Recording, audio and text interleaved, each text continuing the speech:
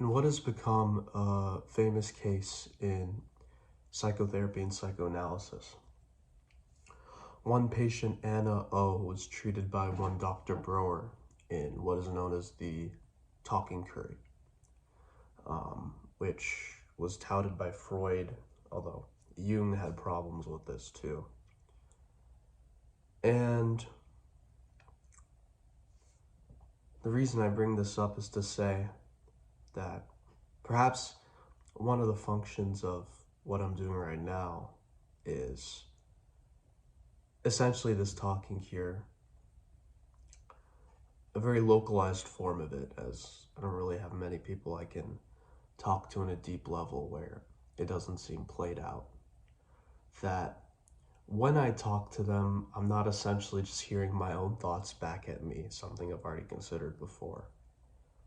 Except probably my mom, ironically enough. And she knows that too, so. But, today, I think I've achieved a victory over yesterday in the sense that I'm not, sleeping at like 6 or 7 in the morning. And I think as long as I continue to improve and continue to do better, that's what matters. Now, the theme for this video. I don't really have like a overarching thesis like for the last one. I realized that I'm probably not going to do these for other people because I don't really have the motivation to do that. But I'm going to do it for myself. And I'm going to do it as a way to essentially track my motivation. And if other people show up for the ride, that's cool, I guess. But that's not really why I'm doing this.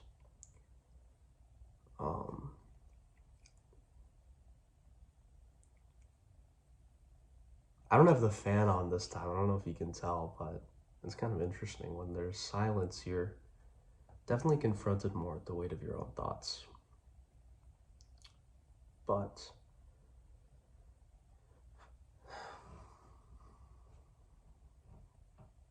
there's this idea Wittgenstein had that essentially all psychology and philosophy, well, really philosophy in a certain sense, is a form of therapy, is a way of breaking down problems that don't really exist or exist only in the mind.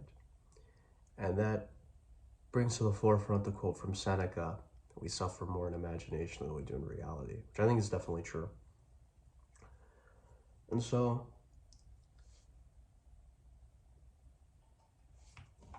I think I have this problem where I don't doubt my own capability because I'm a very determined person, but it's very easy for me to fall into fatalism given my circumstance, which I think, I think it's pretty fair to say I have a license to do that in some respects, given all that's happened to me, but I don't want to be that person because I don't want that to limit my potential. And so, I want to give to you. In one of my favorite games, this is a game called Higurashi. It kind of mimics this religious idea, essentially. So there's this festival called Watanagashi in it. And in that festival, you essentially put your sins into this cotton. You put this cotton and it drifts along the shore, and the idea is that represents your sins. And then there's this character in the game called Hanyu, which is like a kind of a spoiler for the game, whatever. But it's kind of a metaphysical conception of that. And I want to give my sins to you, not in like a religious context, but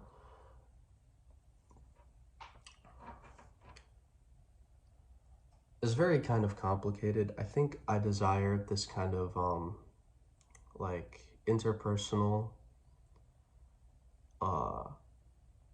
interpersonal recognition for the stage I'm in, that I don't want to be just forgotten by me when I'm older. Nietzsche has this idea that you only learn through mnemonics, you only learn through pain, and perhaps that's what I mean. I am taking this gap year, which I think is necessary for me and my flourishing, but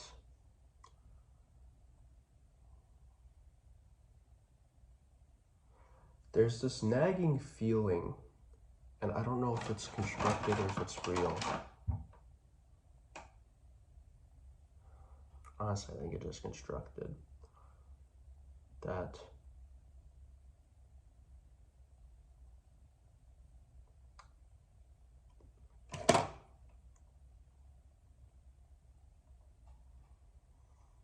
I'm running away.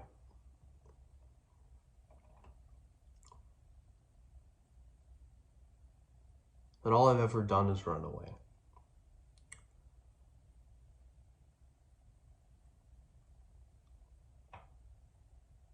Because what else could I really have done?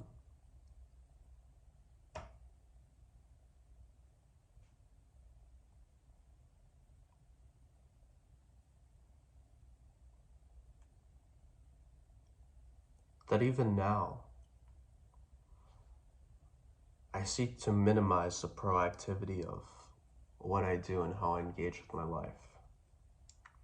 And it's a particular problem, I think, with me.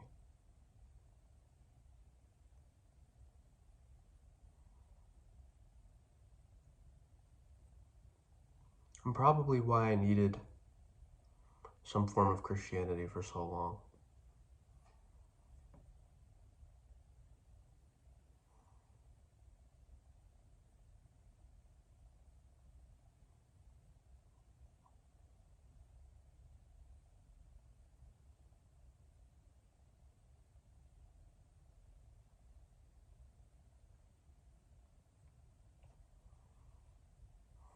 I'm including this pause for reasons, because I don't want to edit. It takes too much time. But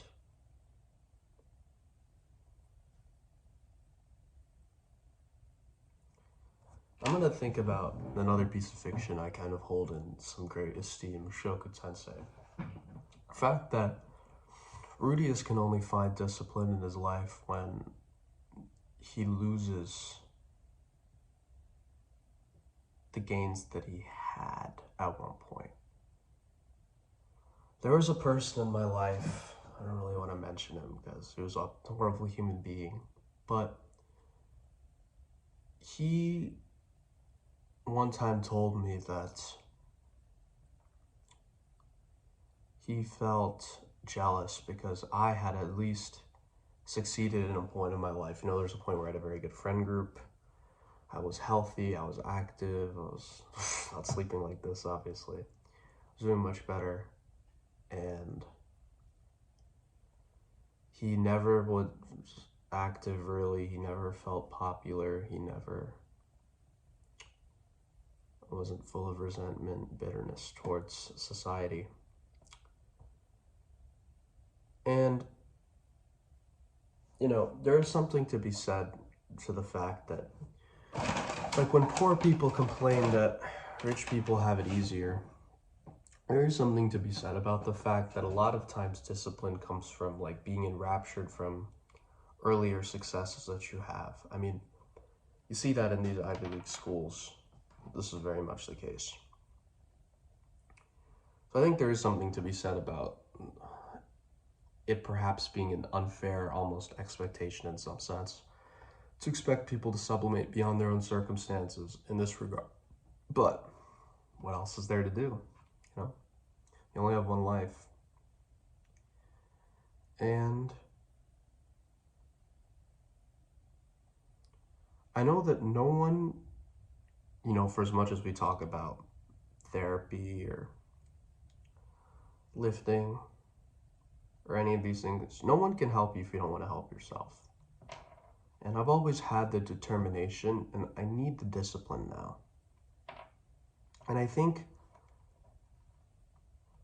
the reason I don't have that is because I've forgotten what the good life feels like. Simply forgotten. In the same way that perhaps a Zoomer might have forgotten what life was like before technology, before these constant expectations were put on themselves.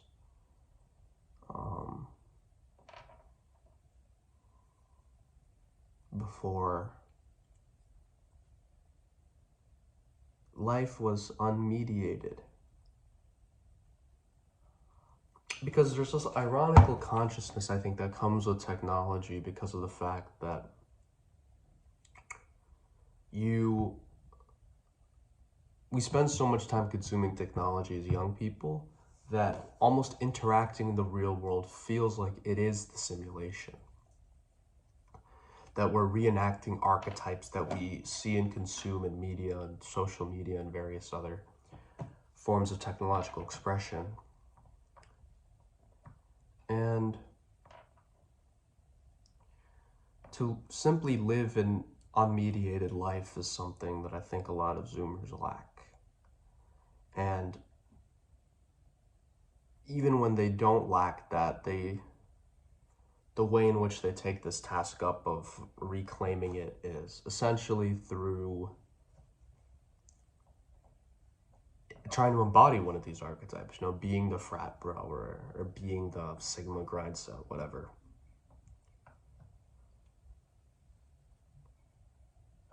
It comes to mind then Nietzsche talking about the existentialist project as something deeply flawed and painful, but also something as giving us the opportunity for transcendence.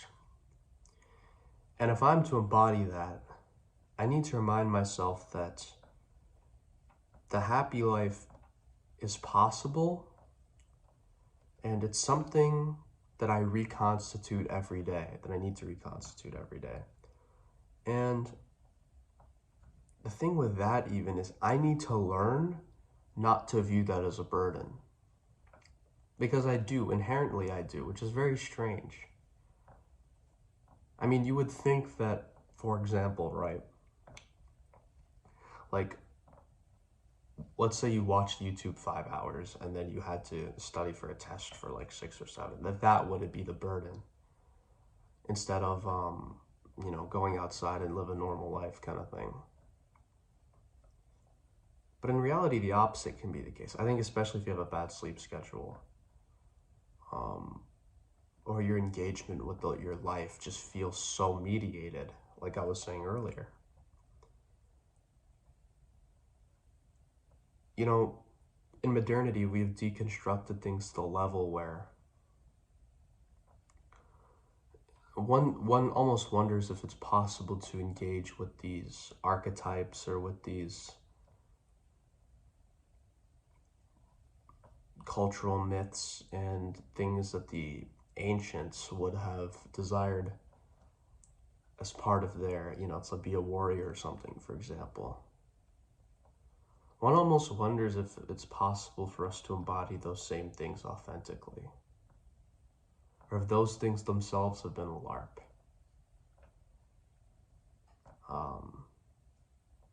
This guy I knew a while ago once said LARPers are the only sane people left. And in some sense, I wonder if he's really... He meant it as a joke, but I wonder if that's really like that far from the truth. Because the reality is we are in some sense left decrepit of this greater project and the replicability of life, which our ancestors had taken all too much for granted.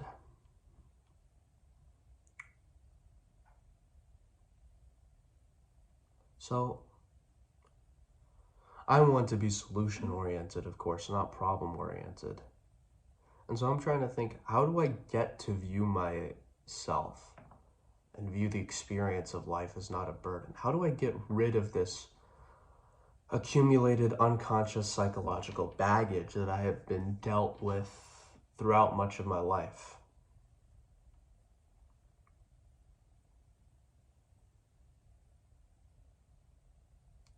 Can it be validated only through experience, or does that have to be something purely mental?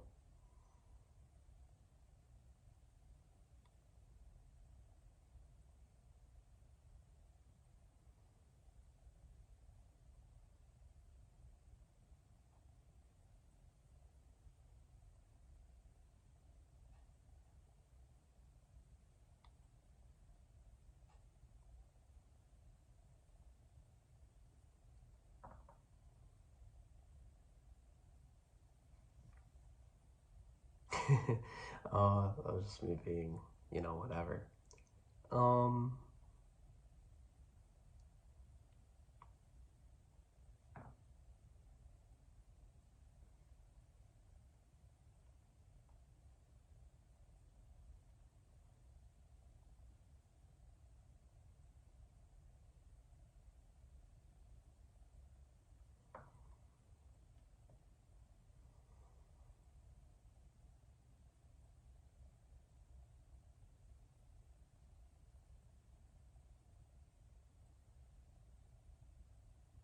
I think I've grown in this respect, actually, because upon reading Nietzsche's Advantages and Disadvantages of History for Life, I can remind myself to use both the unhistorical and the superhistorical. Because I think this question I posed of viewing life as a burden is kind of inherent in some sense to plebeian existence.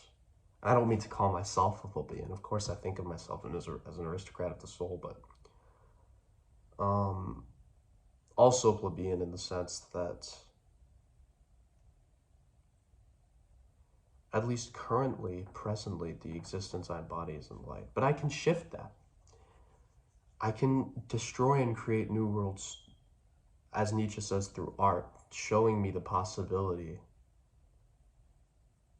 The reason I even have a conception of a higher thing in the first place is because of this art and literature that I have seen.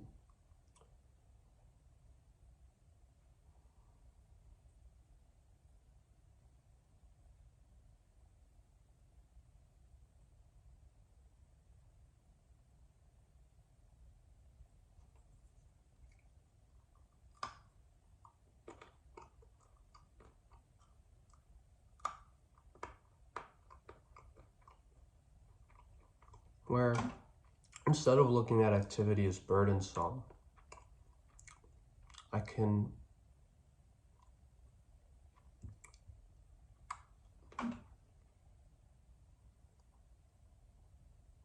for example, a child, when they don't engage in activity, they get bored, and so they have to be propelled. They have to constantly be expanding and moving. But that comes out of a joy and it comes out of a lightness. Certainly, one wouldn't view watching anime, for example, as like a burden. So I think as long as we can get back to that frame of a healthy conscience, the elimination of rumination through the unhistorical and the superhistorical, and really through love, I think, which exists both in the unhistorical and the superhistorical kind of mirror this, but exists both in the dissolution of the ego and of its highest ideal, its sublimation. And we then move towards this greater idea of living happily.